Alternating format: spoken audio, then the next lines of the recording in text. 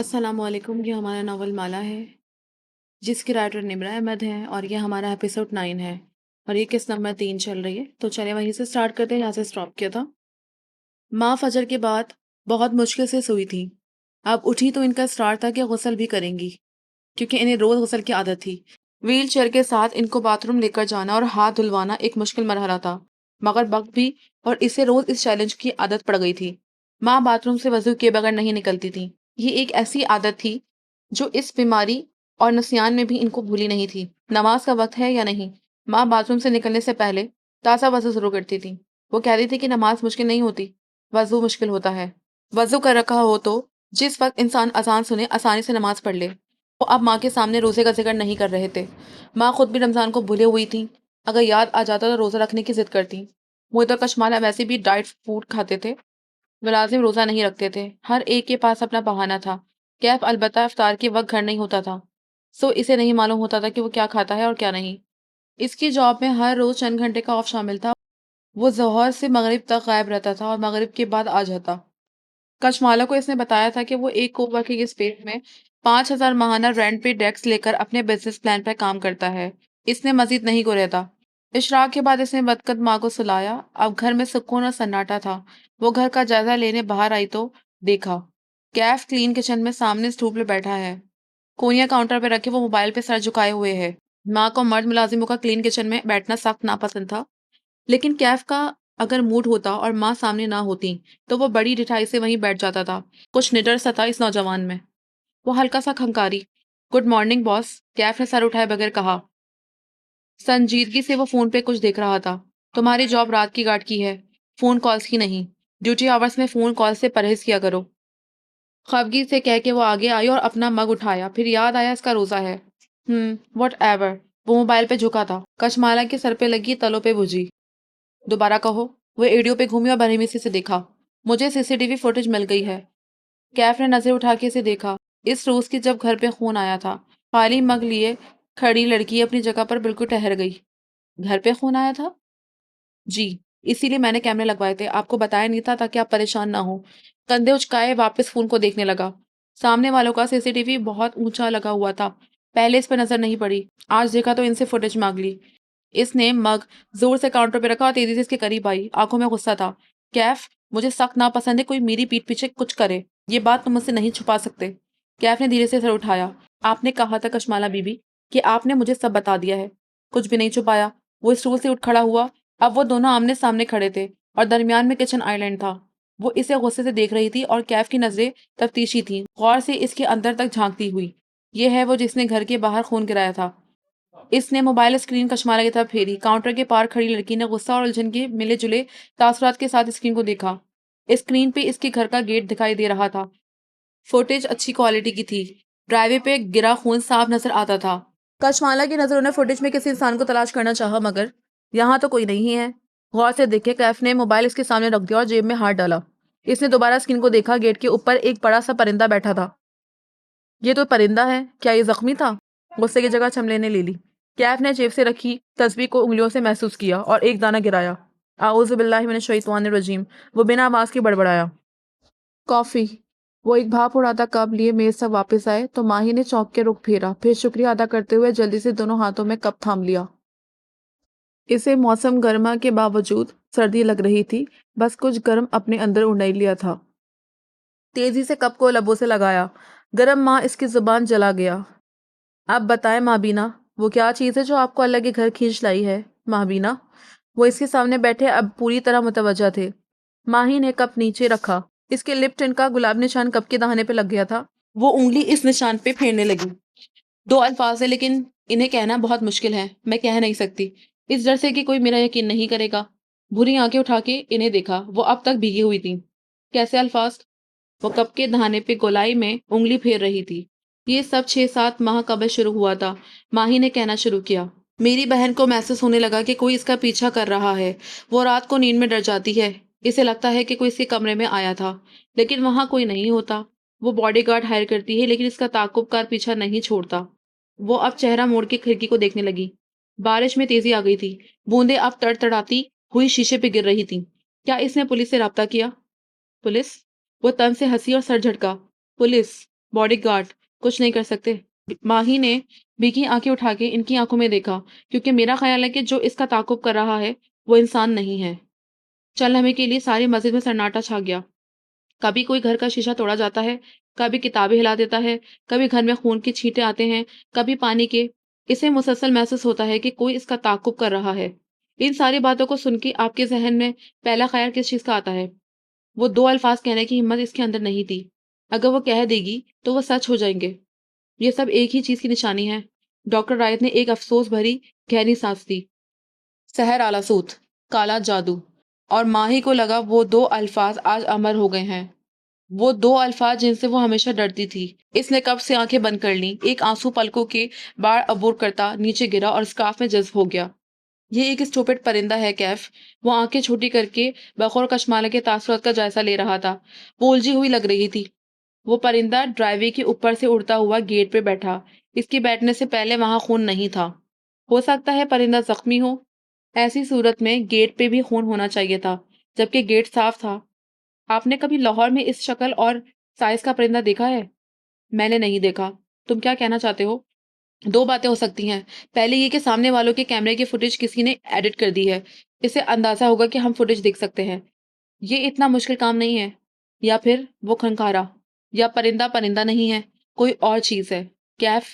वो बेयकीनी और फिक्रमंदी से इसको देख रही थी। तुम ऐसी बातों पे यकीन रखते हो? कैफ ने एक लम्हे के लिए जवाब नहीं दिया। बहुत सा थूक निकला। गर्दन में गिड्डी सी उभर के मौदूम हुई। ऐसी बातों पे कौन यकीन रखता है? वो बाजारा मुस्कुरा दिया। मैं तो वैसे ही एक बात कर रहा था। कचमाला ने गहरी सांस खारिज की। वही मैं कहूँ, तुम तो माही की तरह बातें करने लगे हो, इतने पढ़े लिखे और प्रोग्रेसिव होके। आपकी बहन को लगता है ये सब जादू जन्नात वगैरह है? कैफ चौंका, मगर अंदाज सरसरी था। वो किचन सिंक से टेक लगा के खड़ी हो गई, बाजू सीने पे लपेट लिए। अब मनी प्लांट के बेलों से ढकी खिड़की इसकी पुष्प पे थी। इसके ढीले जोड़े से चंद लटी पर सोच चेहरे के अतराफ में गिर रही थी। मेरे गार्ड इसी वजह से जॉब छोड़ जाते हैं। इनको लगता है ये सब जिन्नात वगैरह है।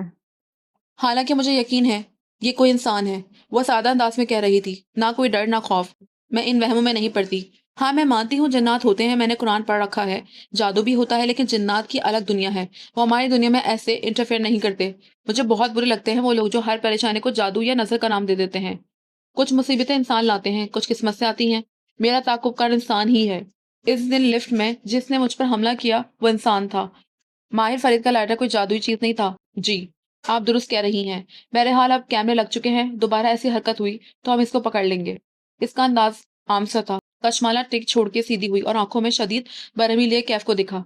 तुम्हें मालूम है, कुछ दिन से जहीर मुझे कॉल कर रहा है। इसे किसी और काम में मेरी मदद चाहिए, लेकिन मैं इसकी कॉल नहीं उठा रही, ना उठाऊंगी, क्योंकि मेरा एतबार किसी शख्स से एक दफा उठ जाए तो दोबारा नहीं बनता। आईना मुझसे छुपा के तुम कुछ नहीं करोगे, वरना वो तुम्हारी जॉब का आखिरी दिन होगा। कुछ फैसले आपका सिक्योरिटी गार्ड होने के नाते मैं ले सकता हूँ। इसकी तकरीर के जवाब में वो इत्मीनान से बोला, जैसे इसे फर्क ही नहीं पड़ा हो। फैसले लो, मगर मुझे बता के लो, क्लियर? वो तलखी से कह के आगे बढ़ने लगी जब इसने पीछे से पुकारा, आपकी बहन को किस पे शक है? कचमाला किचन की चौखट पर ठहर गई और मुड़ के ना समझी से इसे देखा। हाँ, ये सब पत्थर के जमाने की बातें हैं, मैं मानता हूँ, लेकिन आपके इर्द गिर्द तो कोई ऐसा शख्स होगा जो इन जादू वगैरह के कामों के लिए मशहूर होगा। हर खानदान में एक ऐसा शख्स होता है। एक शख्स है, इस शहर की एक मारूफ एंटरप्रेन्योर और डिजाइनर जो खुद को एक आर्टिस्ट कहती है। वो तन से बोली, कबीरा ताई। कैफ के लब बेअख्तियार गुलाई में सिकुड़े। ओह, सारे ताने बाने इसी एक औरत से जाके मिलते थे। खिड़की पे तर तर बारिश के कतरे गिर रहे थे। शायद आसमान जारो कतार रो रहा था। जाने से क्या गम थे। माहिर सख्ती से कप को दोनों हाथों में जकड़े हुए थी। कप के दहाने पे लगा सुर्ख निशान अब मंदमल हो चुका था। क्या जादू वाकई होता है, या मैं वहम कर रही हूँ? वो मुतज़ब्ज़ब थी। लोग यकीन नहीं करते जादू पे, सब यकीन करते हैं जादू पे, माँ भी ना। लेकिन सिर्फ जाहिर नहीं करते, ताकि इनको कमतर ना समझा जाए। मगर क्या जादू, इसने थूक निकला, वाकई होता है? आप 21वीं सदी में बैठ के मुझसे पूछ रही हैं कि जादू वाकई होता है? वो हल्का सा मुस्कुराए और खिड़की के बाहर देखने लगे। वो ना समझी से इसका चेहरा तकने लगी। जादू हजारों बरस पहले होता था। हमें जादू का आखिरी सबूत 1400 साल पहले एक हदीस से मिलता है, जब रसूल अकरम सल्लल्लाहु अलैहि वसल्लम पे जादू हुआ था। लेकिन उन्होंने नजरों का रुख फेर के माही को गौर से देखा। क्या अब भी जादू होता है? वो सांस रोक के जवाब की मुंतजर थी। 1400 साल पहले अगर किसी को खत भेजना होता तो इसमें महीनों लगते थे। आजकल सिर्फ कागजी खत एक दिन में दूसरी जगह पहुंच जाता है। अगर इंसान ने पोस्ट के निज़ाम में इतनी तरक्की कर ली है, तो क्या जादू में नहीं की होगी? वो चौंक गई। दिल की धड़कन तेज हो गई। जादू पत्थर के ज़माने की बात लगता है बज़ाहिर। हम कहते हैं हम 21वीं सदी में आ गए हैं। अब जादू की बात ना करो, लेकिन वो भी तो हमारे साथ 21वीं सदी में आए हैं। हम इनको पत्थर के ज़माने में तो नहीं छोड़ा है। वो कौन? शयातीन और जिन्नात। वो जिनके ज़रिए जादू किया जाता है, वो भी हमारे साथ तरक्की कर रहे हैं। वो कुछ देर कुछ बोल नहीं सकी, फिर सर झुका के कनपटी मसलने लगी। थकान से आंखें बंद कर लीं। आप मुझसे पूछ रही हैं कि जादू होता है या नहीं, जबकि आपको ये पूछना चाहिए माबिना कि जादू का रेट क्या चल रहा है। इसने करंट खा के सर उठाया, आंखें बेयकीनी से फैली। रेट? जादू के रेट होते हैं? वो अफसोस से मुस्कुराए। आजकल कुछ मुफ्त में मिलता है क्या? फिर उन्होंने इसका ठंडा मग उठा लिया और हॉल की जानिब देखा। वहां अब सिर्फ इक्का दुक्का नौजवान रह गए थे। डॉक्टर रायत ने एक नौजवान को इशारा किया। तलाक करवाने का रेट, किसी का अनबॉर्न बेबी मारने का रेट, किसी को बांझ करने का रेट, किसी का रिश्ता ना होने देना, खानदानों में लड़ाई करवाना, लोगों को अपने ताबे करना, इन सब का अलग अलग रेट चल रहा है। जादू हर दूसरे घर में किया जा रहा है माबीना। जगह जगह जादूगरों ने अपनी दुकान लगा रखी है। नौजवान करीब आया तो डॉक्टर रायत इसको मग ले जाने और ताज़ा कॉफी लाने की हिदायत करने लगे। माही ने खिड़की के बाहर देखा। बारिश मुसलसल हो रही थी। भीगी सड़क पे एक गोरे रंगत वाला कपल एक छतरी तले हंसता हुआ भागता जा रहा था। इसकी निगाहें बस स्टॉप के बेंच तक गईं। वहां बैठी लड़की अपने फोन से अपनी सेल्फी खींच रही थी। इट्स फनी, वो तलखे से मुस्कुराई जैसे खुद पे हंसी हो। हम कनाडा में बैठ के जादू जिन्नात की बात कर रहे हैं। अच्छा, आप इन लोगों में से हैं जो समझते हैं कि जादू सिर्फ इंडिया, पाकिस्तान और बांग्लादेश में होता है। इंटरेस्टिंग। उन्होंने मुस्कुरा के बात वहीं से जोड़ी। हालांकि ये जादू हर मुल्क में हो रहा है। इंग्लैंड, अमेरिका, कनाडा, सारे यूरोप में इतना जादू फैला है कि आप तस्वीर भी नहीं कर सकती। जादू सिर्फ एशियाई कम्युनिटी नहीं करवाती, गोरे भी जादू करते और करवाते हैं। बल्कि यूरोपियन पार्लिमानी मेंबर्स जादू कराने और करवाने में मशहूर हैं। गोरों ने हर चीज़ में मुसलमानों से ज़्यादा तरक्की कर ली है। इनकी मशीनें, इनका लाइफस्टाइल, इनके मसनियात सब मुसलमान मुल्कों से बेहतर हैं। आपको क्या लगता है उन्होंने जादू में तरक्की नहीं की होगी? वो बस हक तक इनको देख रही थी। जादूगर हर गली मोहल्ले में बैठे हैं। गोरे, यहूदी, ईसाई, हिंदू, ये लोग जादू को जादू के नाम पर कर रहे हैं, खुल्लम खुल्ला। लेकिन मुसलमान जादू को दम और तावीज के नाम पे कर रहे हैं। 90% जादू दरअसल दम दुरूद के नाम पे किया जाता है। औरत मौलवी के पास जाती है और कहती है, मेरी बहू बहुत बोलती है, कुछ ऐसा करे कि वो मेरे सामने जुबान ना निकाले। जानती है फिर क्या होता है? क्या? मौलवी अपने जिन से कहता है, इसकी बहू को कुछ ऐसा करो कि वो बोला ना करे। जिन एक हादसा करवाता है और वो बहू गूंगी हो जाती है या वो कोमा में चली जाती है। और इसका सबसे अफसोसनाक पहलू यह है कि सास को खुद नहीं मालूम होता कि बहू पे जादू इसने करवाया है। माही ने बेअख्तियार गर्दन पे हाथ रखा। इन बातों से इसका दम घुट रहा था। यानी ये आमिल बाबा वगैरह वाकई जादू में माहिर होते हैं? वो बड़बड़ाई। हमारे यहाँ फिल्मों और ड्रामों में दिखाया जाता है कि अक्सर आमिल फ्रॉड होते हैं और पैसे लेकर ढकोसला कर रहे होते हैं, जबकि हकीकत इससे मुख्तलिफ है। जादू या जादू की काट करने वाले लोगों की अक्सरियत फ्रॉड नहीं होती। वो वाकई इस इल्म को जानते होते हैं, कोई कम और कोई ज्यादा। क्या हम खिड़की खोल सकते हैं?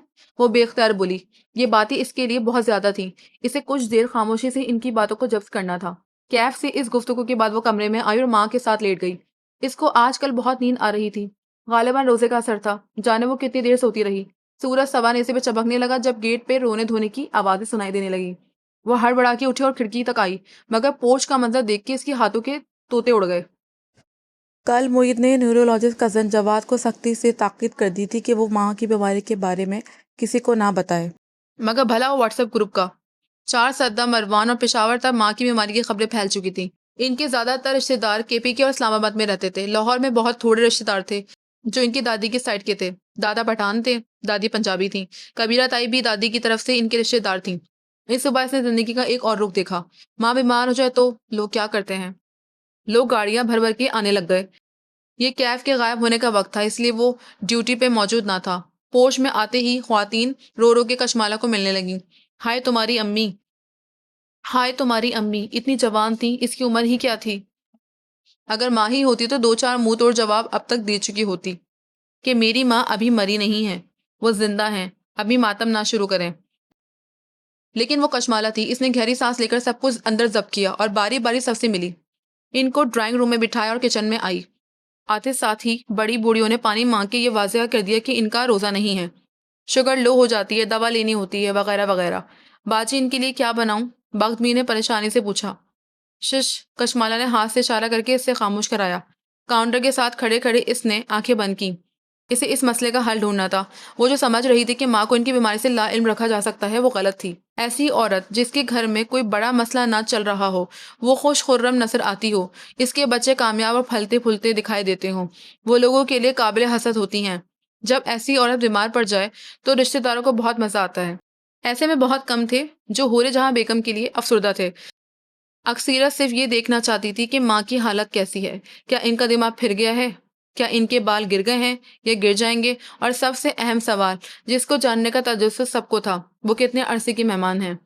वो कंप्यूटर पे हाथ रखे आंखें बंद के सोचने लगी, इसे इन लोगों को माँ से दूर रखना था, मगर कैसे? वो कशमाला मुबीन थी। वो अकेले इस्लामाबाद का एक इलीट रेस्टोरेंट चलाती थी। वहां भी बाज औकात ग्रुप्स के झगड़े हो जाते थे। बिगड़े हुए टीन एजर्स मसले खड़े हो करते थे। वो रेस्टोरेंट के अंदर बाहर पेंसिल हिल्स पे घूमती सारे मसले सुलझा लेती थी। वो कशमाला थी, वो क्राइसिस मैनेजर थी। कहवा, सब्ज कहवा। इसने आंखें खोली और बकबी को हिदायत दी। सब्ज कहवा और बिस्किट। अब जितने मेहमान आएंगे तुम इनके लिए यही लाओगी, और बिस्किट भी मीठे नहीं, गंदुम वाले, क्योंकि इनको तो शुगर है ना, इसके अलावा कुछ नहीं। बकबी ने इस हुक्म पे आंखें खोल के इसे देखा। पूरे जहां के घर मेहमानों के लिए लवाजमात का ढेर लगा दिया जाता था। और माला क्या कह रही थी? मगर क्यों बाजी? क्योंकि ये अयादत करने नहीं आए, ये मेरी माँ की बेबसी का मजा लेना आए हैं। इन रिश्तेदारों को मेरी माँ ने सारी उम्र खिलाया ही है। 4 सदा से आई सौगातें बोरिया भर भर के इनको भिजवाई हैं। इन सबको मालूम है कि माँ को अपनी बीमारी का इल्म नहीं है, लेकिन देखना ये फिर भी माँ से मिलने की जिद करेंगे। इनको माँ की तकलीफ की फिक्र नहीं है। इन्हें होरे जहां का जवाल देखना है। फिर वो अपने कमरे में आई, स्लीपर उतारी, अपने लिबास के साथ मैचिंग नीली हील्स निकाल के पहनी, स्ट्रैप्स बंद किए और सोती माँ पे एक नजर डाली। वो कितनी कमजोर लग रही थी। इनका खूबसूरत चेहरा एक तरफ से टेढ़ा हो गया था। वो झुकी और आस्था से माँ की पेशानी चूमी। वो अपनी माँ का सवाल किसी को नहीं देखने देगी। किचन में जाके ये एहतियात। बख्त बी को दोबारा हिदायत दी, मोहित को मत बताना कि मैंने ये सब कहा है, ओके? भाइयों को अमूमन मालूम नहीं होता कि रिश्तेदारों के साथ कैसे डील करना है, क्योंकि फुप्पी चाची इनसे हंस के बात कर लें तो वो समझते हैं कि वो लोग बहुत मुखलिस हैं। इनके आगे सब बोल देते हैं, मोइज से सारी दुनिया की सर्जरीज करवा लो। लेकिन इसे इतना मालूम नहीं होता था कि किस किस ने इस पे अपनी बेटी के लिए नजरें रखी हुई हैं। माही जब किसी आंटी के साथ मोहित को हंस के बात करते देखती तो सर पकड़ लेती। उफ, ये कब अकल करेगा। वो ड्राइंग रूम में आई तो सब इसके मुंतजर थे। एक आंटी और भी आ गई थी। वो एक कुर्सी पे टांग जमा के बैठी और शाइस्तगी से इनके तमाम सवालात के जवाब देने लगी। अज़ा की शादी पे तो होरे आपा कह रही थी कि इनके घुटने का मसला है, ये ट्यूमर कहाँ से निकल आया। वो अपने रिश्तेदारों को जानती थी। वो साफ नहीं कह रहे थे, लेकिन इनका मतलब ये था कि यकीनन हुरे जहां के बच्चों को अरसे से ट्यूमर का इल्म था, बस छुपा रहे थे। अब बात खुद ही निकल आई तो छुपा नहीं सके। भाई बेटा डॉक्टर है, ऐसा हो सकता है कि माँ को ट्यूमर हुआ हो, इसे इल्म ना हो। बाल गिर गए हैं या गिर जाएंगे? बाथरूम कैसे जाती हैं? अगर ऑपरेशन हुआ तो क्या यूरिन बैग लगाएंगे? एक औरत को दूसरी औरत की बेबसी जानने का कितना तजस्सुस था। किसी औरत के बाल और इसका बाथरूम ना जा सकना, ये इसका वकार होता है, ये इसका इंतहाई पर्सनल मामला होता है। और यहाँ बैठी सब ख्वातीन पढ़ी लिखी थी। वो 4 सद्दा और मर्दान से बरसों से शिफ्ट होके इन शहरों में आबसी थी, लेकिन इसे यकीन था कि 4 सद्दा में रहने वाले इसके रिश्तेदारों के मैनर्स इनसे बेहतर होंगे। वो यूं दिल नहीं दुखाते होंगे। वो मरीज के घर बिला इजाजत बिना बताए नहीं आते होंगे, और अगर आ गए तो घंटों नहीं बैठे होंगे। मेरी नन का भी ब्रेन में ग्लायोमा था, इसकी सर्जरी हुई थी, सर काट के ट्यूमर निकाला था। किसी खातून ने राय दी तो इसका सांस रुक गया। फौरन से बोली, फिर? ट्यूमर तो निकल गया, लेकिन ऑपरेशन के बाद जब होश आया तो मालूम हुआ कि सस्पेंस देने के लिए तौक़ुफ़ किया। इसकी आंखें ज़ाया हो गई हैं। कशमाला ने कुर्ब से आंखें बंद कर ली। सर्जन थक गया होगा ना। ट्यूमर निकालते निकालते इसकी छुरी ब्रेन के किसी शरियान में लग गई होगी और तुम्हारी नन की आंखें चली गई।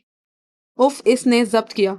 कोई इन रिश्तेदारों को क्यों नहीं सिखाता कि मरीज के पास कहीं बात पे फरिश्ते आमीन कहते हैं, इसलिए अच्छी बात मुंह से निकालनी चाहिए। अच्छा, अपनी माँ को तो लेकर आओ। एक आंटी ने कोई तीसरी दफा कहा। वो सब बार बार दरवाजे की तरफ देखती थी, कब होरे जहां आए और कब इसकी हालत को वो अपनी जहनों में रिकॉर्ड करें, और फिर ये सारा अहवाल व्हाट्सएप ग्रुप के जरिए पूरे पाकिस्तान में नशर कर सकें। इनका ख्याल था कि माँ से बीमारी छुपाना भी ड्रामा है। माँ तो नहीं मिल सकती। वो टांग पे टांग जमाए बैठी नरमी से कह रही थी। माँ की सर्जरी होनी है, डॉक्टर ने इनको सख्ती से किसी से भी मिलने से मना किया गया है। इन्फेक्शन हो सकता है ना। इसको अंदाजा था कि वहां बैठी किसी खातून का मेडिकल नॉलेज इतना नहीं होगा कि वो इसके बहाने का फौरी जवाब दे सके। अगले 2-3 दिन कई रिश्तेदार आए और गए। कचमाला इसी कुर्सी पे बैठी इनसे मिले गई। नरमी और शाइस्तगी से वो माँ से मुलाकात से मना कर देती। कहवे के प्याले आते और जाते गए। सिवाय चंद एक मखलूस लोगों के कोई मेहमान इनसे खुश नहीं गया। सबके मुंह बने हुए थे। रोजा, मेहमान, माँ की बार बार की देखभाल, वो थकान से चूर हो गई थी। अफ्तार के बाद कुछ सुकून हुआ। अक्सर लोग मिलके जा चुके थे। इसने माँ को रिश्तेदारों के व्हाट्सएप ग्रुप से निकाल दिया, क्योंकि वो लोग जो मिलके जा रहे थे और जिनको वो बता चुकी थी कि माँ को इनकी बीमारी की खबर नहीं देनी, वो मिलने से मायूस होने के बाद अफसोस भरे ऑडियो मैसेजेस माँ को भेज रहे थे। आपकी ब्रेन ट्यूमर का सुन के बहुत अफसोस हुआ। कशमाला का दिमाग घूमने लगा। वो कितनी दफा बता चुकी है कि माँ को नहीं बताना, इन्हें सर्जरी से पहले दिल का अर्जना पेश आ जाए। मगर नहीं, लोगों को हुरे जहाँ को इसका जवाल दिखाना था। इसने माँ का फोन ऑफ करके दराज में डाल दिया। ना फोन देखेंगी ना इनको मालूम होगा। डॉक्टर रायत ने उठ के खिड़की खोली तो ठंडी हवा तेजी से अंदर आई। माही गहरे गहरे सांस लेती हुई खुद को नॉर्मल करने लगी। नौजवान इसकी ताज़ा कॉफी और साथ में पानी की बोतल ले आया। इसने तेजी से ढक्कन घुमाया। क्लिक की आवाज के साथ ढक्कन की सील टूटी। बोतल का मुंह होठों से लगाया तो अंदर तक ठंड उतरती गई। हमें मालूम कैसे होगा कि हम पे जादू किया जा रहा है। अब वो कुछ बेहतर महसूस कर रही थी। आप बताएं माबीना, आपको कैसे शक हुआ कि आप पे जादू किया जा रहा है? खिड़की के पास रखी कुर्सी पे बैठी सिल्क स्कार्फ वाली लड़की ने सर झुका के आंखें बंद कर ली। ख्वाबों से ये हर दूसरे घर की कहानी है माबीना। घर के किसी एक फर्द को अचानक से ख्वाब आने लगते हैं जिसमें इन्हें इशारा दिया जाता है। मगर लोगों के ऐसे ख्वाबों पे दो तरह के रद्द अमल होते हैं। एक वो जो जादू को रोकने का एहतमाम करते हैं और दूसरे वो जो इसे वहम समझ के नजरअंदाज करते हैं। जादू को रोकने का एहतमाम मतलब, हम इस बारे में बाद में बात करेंगे। पहले आप अपने ख्वाबों के बारे में बता दें। माही ने स्केच बुक इनके सामने रखी और फिर इसके सफ़े पलटाए। इस बच्चे की तस्वीर पे वो रुक गई। डॉक्टर रायत नजर झुका के इस तस्वीर को देखने लगे। क्या आप इस बच्चे को पहचानते हैं? उन्होंने नजर उठा के इसे देखा, फिर इस बात में सर हिलाया। शायद। दोबारा से वो इस तस्वीर को देखने लगे। ये मुझे माँ और माला को अलग अलग ख्वाब में नजर आया है, और शायद इबाद को भी, मगर वो बताता नहीं है। इबाद आपको परेशान नहीं करना चाहता होगा, लेकिन ये अपनों का फर्ज होता है एक दूसरे के लिए परेशान होना। बुरा ख्वाब नहीं बताना चाहिए, लेकिन इशारा दे देना चाहिए ताकि दूसरा कोई सेल्फ डिफेंस कर सके। हमें दूसरों के बारे में ख्वाब में इशारे इसीलिए आते हैं ताकि हम इनको खबरदार कर सकें। और रहा ये बच्चा, उन्होंने चेहरा उठा के इसे देखा। इसे कदीम दास्तानों में चेंजलिंग कहा जाता है। बड़ा सर और छोटा जिस्म, लंबे कान और आंखों की जगह सिया खला वाला ये बच्चा, जिसकी शैतानी शक्ल है, मुख्तलिफ कल्चर्स में मुख्तलिफ नामों से आया है। मगर ये कौन है? अफ्तार के बाद वो माँ को लाउंज में ले आई और ड्रामा लगा दिया। बख्त बीबी जुड़ के साथ बैठ गईं। कशमाला ने कानों में हैंड्स फ्री लगा ली और सोफे पे पैर ऊपर करके बैठ गई। माही की कॉल आ रही थी। आज माही अपने किचन में नहीं खड़ी थी। ना इसने एप्रन पहन रखा था, ना वो हंसती मुस्कुराती मिली थी। आज जो चेहरे से दिखाई दिया, जिसकी माँ समंदर पार बीमार थी और वो इसके पास नहीं जा सकती थी। माही की आंखें रो रो के सुर्ख हो चुकी थी। माँ ठीक हो जाएगी माही, वो दबी आवाज में अंग्रेजी में कह रही थी। माँ इससे फासले पे व्हील चेयर पे बैठी नकाहत से टीवी को देख रही थी। मोहित हमेशा पढ़ाई में बिजी रहता था और तुम अपने कामों में। मैं बचपन से माँ की बेस्ट फ्रेंड थी और माँ मेरी बेस्ट फ्रेंड थी। तुम दोनों का इतना बड़ा सोशल सर्कल भी है, लेकिन माही का इबाद और माँ के अलावा कोई बेस्ट फ्रेंड नहीं था। माला, मोहित, इबाद और माँ, मैं इस चकोर में रहती हूँ। मैं इन्हीं लोगों से सारा दिन बात करती हूँ।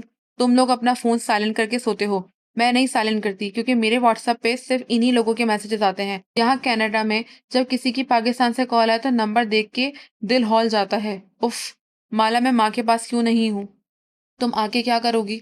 तुम नहीं समझ सकती। तुम इस वक्त माँ के साथ हो। तुम इस औलाद का गम नहीं समझ सकती जो बीमारी में अपने माँ बाप के साथ ना हो। कोई मेरा गम नहीं समझ सकता। इसने फोन रख दिया। वो फिर से रोने लग गई थी। माला, माही से कहो मुलाजिमों को खाना दे दे। माँ को बैठे बैठे नींद आने लगी तो गुनूदी सी आवाज में बोली। वो पैर नीचे उतारती उठ खड़ी हुई। मैं कहती हूँ माही को, आए हम कमरे में चलते हैं। वो इनके पीछे आ खड़ी हुई और व्हील चेयर धकेल के अंदर ले जाने लगी। माही कहती थी कि वो खुश नसीब है क्योंकि वो माँ के पास है, लेकिन इसके अपने पछतावे थे। वो इतने बरस माँ के पास नहीं थी। कभी माँ से लड़ाई होती तो वो 3-3 दिन इन्हें कॉल नहीं करती थी। क्या व्हील चेयर धकेलने से वो सब मिट जाता है? इसने माँ को बेड पे बिठाया। इन्हें पानी के साथ दवा की गोलियां देने लगी। क्या पानी पिला देने से माँ को कई सारी सख्त बातों पे पानी फिर जाता है? माँ सो गई तो वो ऊपर स्टूडियो में आ गई। मुहित के साथ साथ मैसेजेस आ रहे थे। वो मुख्तलिफ डॉक्टर के पास जा रहा था। कहीं किसी लैब से रिपोर्ट उठाता, कहीं किसी से मिलता। वो जब भी मोहित का मैसेज देखती, दिल में वही काउंटडाउन शुरू हो जाता। डॉक्टर वोरा का काउंटडाउन, 6 माह। यकुम मई को मर्ज की तशखीस हुई थी और 6 माह बाद यकुम नवंबर आना था। आज 6 मई थी। 5 माह और 24 दिन रह गए थे। वो स्टूडियो में आई तो वहां अंधेरा था। इसने खिड़की खोल दी, बत्ती नहीं जलाई और खिड़की के साथ बैठ गई। नीचे लॉन में जर्द रोशनियां फैली थी। चार दीवारी के साथ टहलता कैफ एक हाथ में मोबाइल पकड़े कुछ पढ़ रहा था। दूसरे हाथ में कॉफी का मग था जिससे वो बार बार घूंट भरता था। स्क्रीन पे लिखे अल्फाज कैफ के सामने किसी फिल्म के मंजर के मानन चल रहे थे। कबीरा सादान लाहौर की एक मारूफ बिजनेसमैन की बीवी हैं। सादान साहब एक लंबा अरसा इंग्लैंड और जर्मनी में गुजारने के बाद चंद बरस कबल पाकिस्तान शिफ्ट हुए थे। कबीरा बेगम सिंगार मेज के सामने स्टूल पे बैठी थी। मखमली बाथरूम में मलबूस वो चेहरे पर नरमी से क्रीम मिल रही थी। उंगलियों के नाखून लंबे और सुर्ख नील पेंट से मजीन थे। बॉय कट बाल सलीके से सेट थे। पीछे एक मुलाजिमा जूस का गिलास पकड़े खड़ी थी। कबीरा की बेटी इनके साथ रहती थी। इसका नाम अनाया है। मेकअप से ढके चेहरे के साथ कबीरा बेगम बाहर लॉन्च में आई और दीवार गेर आईने में अपना अक्स देखा। सिया ब्लॉक हिल्स, खाकी सूट, फिर गर्दन में पहनी सुनहरे रंग की मुख्तलिफ साइज की 3 जंजीरों को उंगलियों से दुरुस्त किया। मुस्कुरा के खुद को दाद दी। फिर पलटी तो सामने डाइनिंग रूम में नजर पड़ी पे नाश्ते के लवाजमा सजे थे और एक गोरी सी फरबा लड़की ऊंची पुनी बनाए अपने मोबाइल पे लगी थी। इसे देख के कबीरा बेगम के माथे में बल पड़ गए। अनाया ने कई बरस पहले इंजीनियरिंग की थी, लेकिन जॉब नहीं करती। वो एक फूड ब्लॉगर है। इसके अलावा इसने एक फेमिनिस्ट ब्लॉग भी बना रखा है जहां वो मर्दों और शादियों के खिलाफ बोलती है। इसके कमेंट सेक्शन में किसी के कमेंट से मुझे अंदाजा हुआ कि वो 30 की होने वाली है और इसकी माँ हर रिश्ते को ठुकराने की वजह से इसको लटकाए हुए है। अपनी स्टोरीज और पोस्ट से अनाया शदीद डिप्रेस लगती है। कबीरा बेगम ने एक नापसंदीदा नजर इस पे डाली और कुर्सी खींच के बैठी। वेट लूज करो अनाया, कितनी दफा कहा है जिम ज्वाइन करो मगर तुम सुनती नहीं हो।